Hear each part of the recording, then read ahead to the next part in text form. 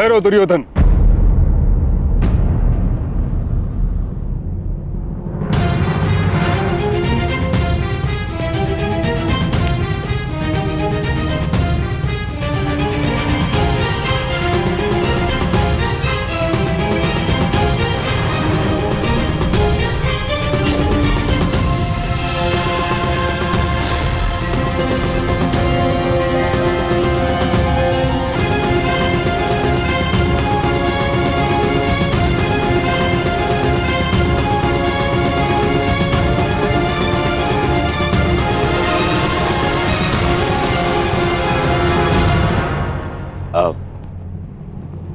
आइए पितामह, मैं सौभाग्यशाली हूं कि मुझे मेरे विवाह में आपका आशीर्वाद मिलेगा। आइए।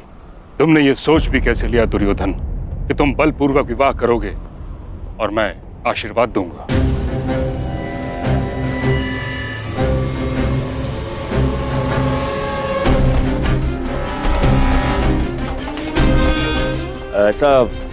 ऐसा नहीं है पितामह। ये विवाह भानुमति की सहमति से ही हो रहा है।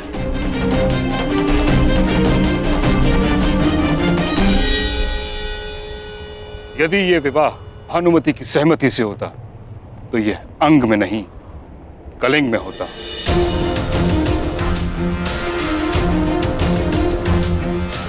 तुम्हें हरण करने की आवश्यकता नहीं होती दुर्योधन।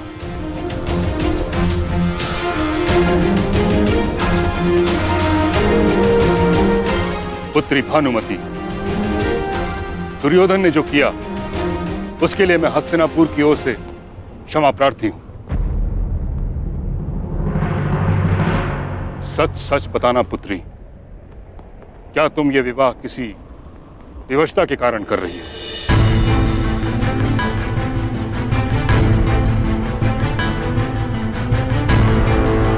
स्वयंवर में जो हुआ, परंतु इस समय भीष्म तुम्हारे सामने उपस्थित है। किसी से भयभीत होने की कोई आवश्यकता नहीं।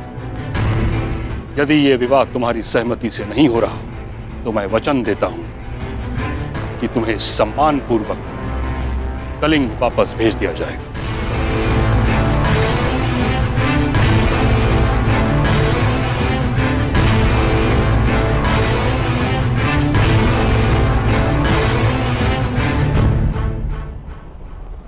मैं सम्मान सहित जाना चाहती हूँ महामहिम।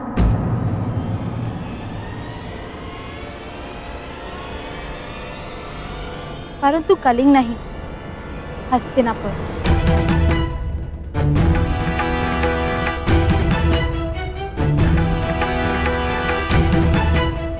क्योंकि ये विवाह मेरी सहमति से हो रहा है।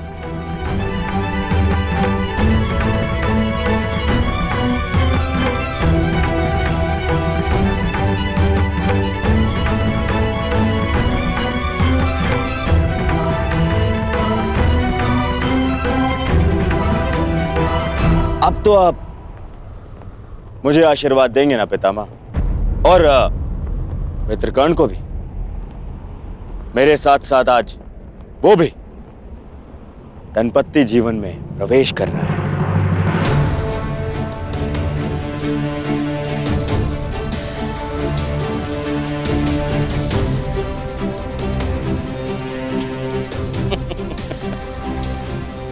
ऐसे क्या देख रहे हैं पितामह? कर्ण कुछ ऐसा तो नहीं कर रहा है जो आज से पूर्व ना हुआ।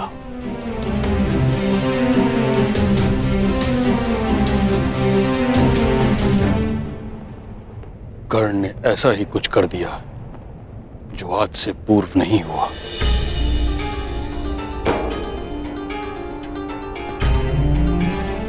ये तुमने क्या किया कर्ण?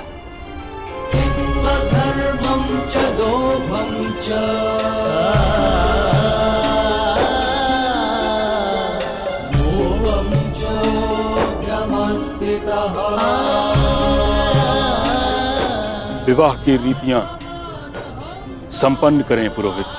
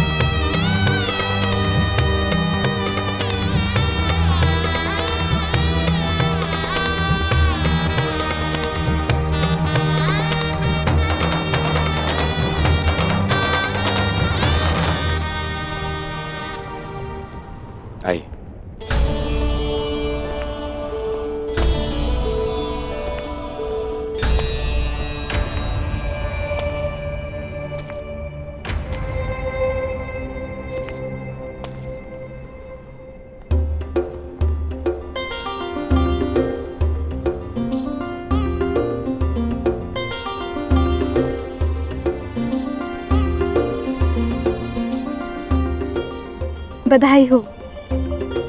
जिसके पद स्पर्श से तुम्हारा पुष्प खिला, उसके साथ जीवन भी सुगंधित बीतेगा।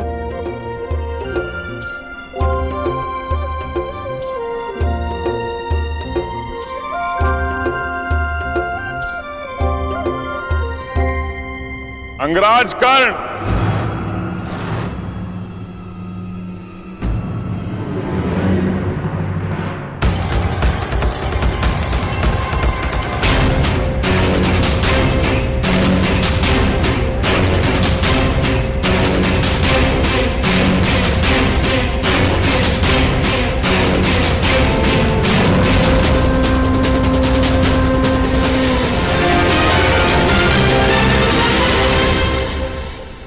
अंगराज कर्ण को विवाह की बधाई। जरासंध की शुभ कामनाएं स्वीकार करो मित्र।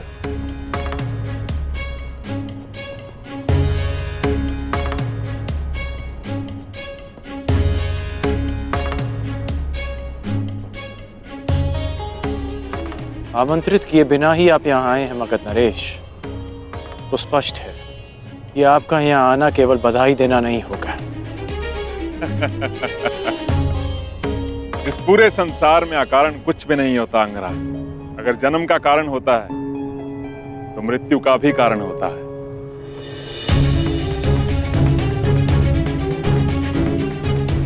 वर्षा आने का कारण धरा की प्यास को बुझाना होता है और अग्नि जलने का कारण घर्षण होता है।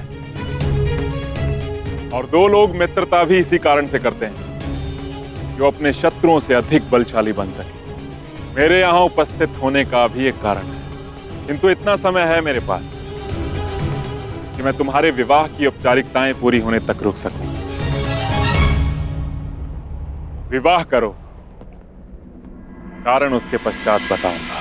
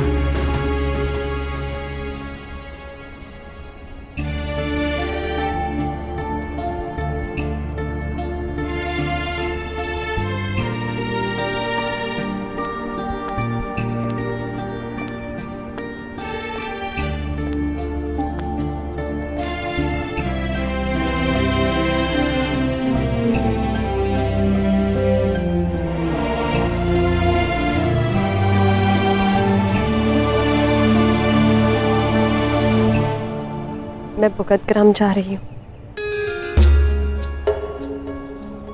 मेरी चिंता मत करना, पिताश्री है मेरे साथ।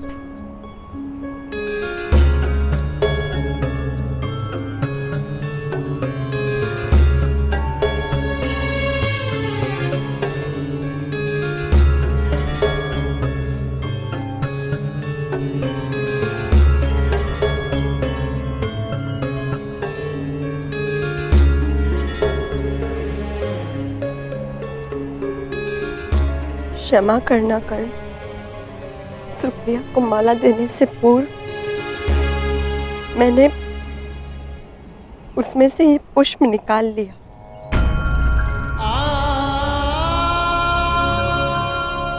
स्मरण है कर्ण, तुमने कहा था हमारा प्रेम पुष्प की सुगंध भाती है।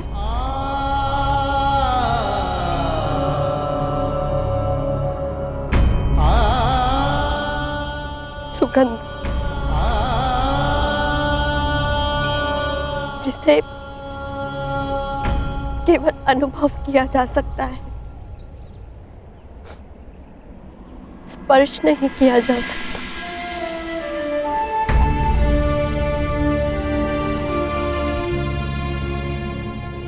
जाओ कर्ण, अपने प्रसन्न गृहस्थ जीवन का प्रारंभ करो।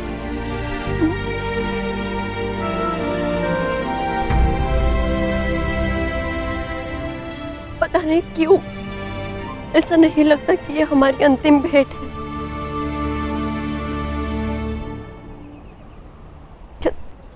क्या तुम्हें नहीं लगता?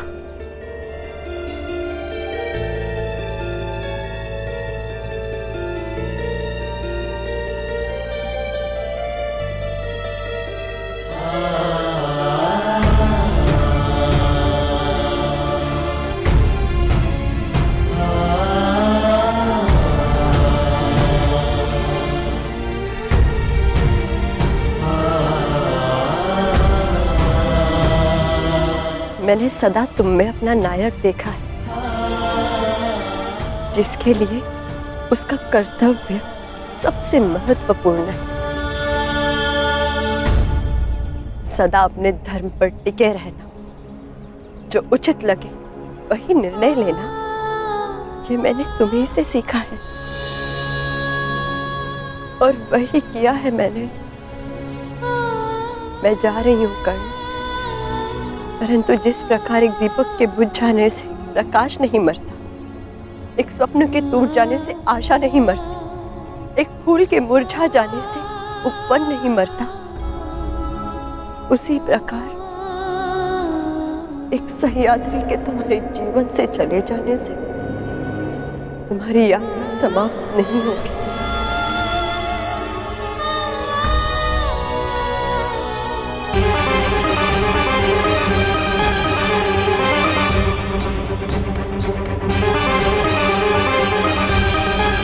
मुरझाए पुष्प की सुगंध पुष्प को खो देने का स्मरण कराती है। हमारा प्रेम सुगंध बनकर नहीं, एक पीड़ा, एक वेदना बनकर हमारे हृदय में हमेशा रहेगा।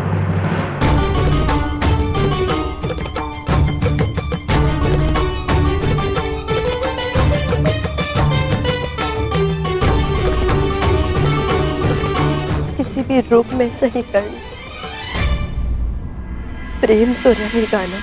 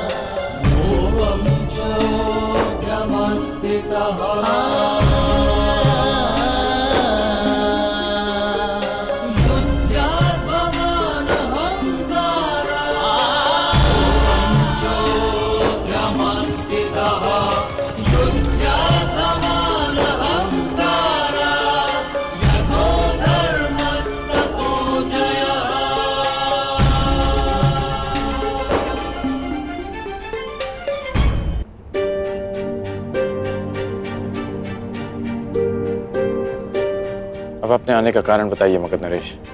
मैं आया क्योंकि समय भी आ गया है मित्र। मुझे दिया हुआ वचन पूरा करने का समय आ गया। स्मरण है ना वो वचन कि तुम एक बार मेरी सहायता के लिए अवश्य आओगे। कल प्रातः मैं अंग और मगध की सीमा पर तुम्हारी प्रतीक्षा करूंगा। परंतु आपको सहायता क्या चाहिए? एक योद्धा की आवश्यकता युद्ध में ही पड़ती है मित्र। और ये युद्ध किससे करना है? मेरे सबसे बड़े शत्रु से। और ये सारा संसार जानता है कि जरासंध का सबसे बड़ा शत्रु कौन है। तुम्हें मेरे साथ मिलकर उससे युद्ध करना है। हम वासुदेव कृष्ण पर आक्रमण करेंगे कल।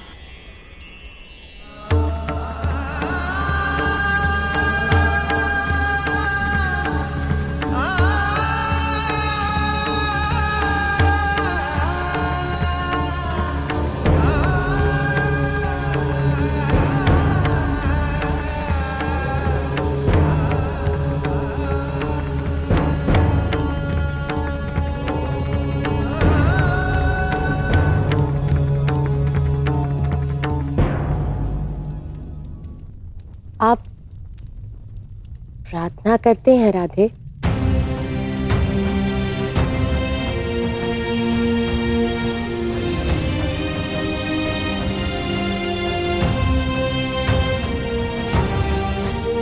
मैं करती हूँ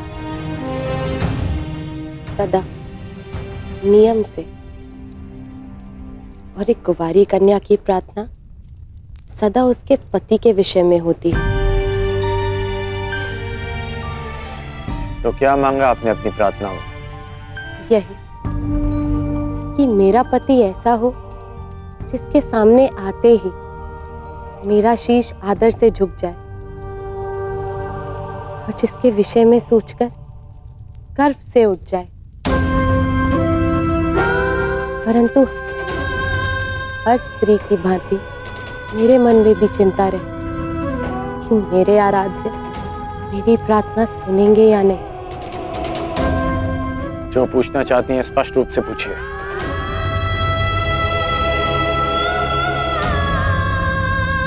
विशाली कौन है अंगराज?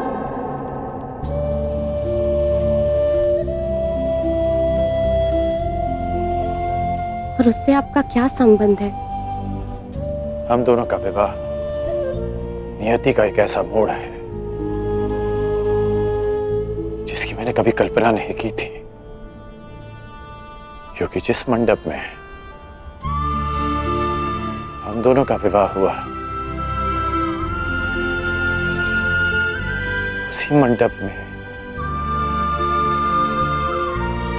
विशाली और मेरा विवाह होना था। मैं तुमसे विवाह करना चाहता हूं। पहली बार वो मेरा घर नहीं, हमारा घर था। सूर्य को साक्षी रखकर वचन दोकर कि तुम सुप्रिया से विवाह करोगे।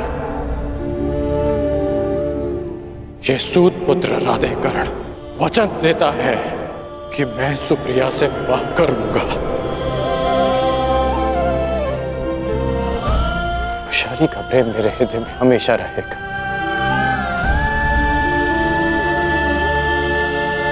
परंतु एक पति का कर्तव्य, एक पति का धर्म निभाने में कर्ण कभी कोई त्रुटि नहीं करेगा।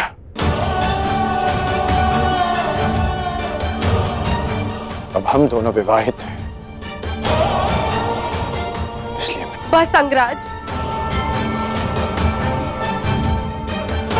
एक पत्नी के लिए इससे बड़ा सौभाग्य और क्या होगा कि उसका पति उसे कभी असत्य ना कहे।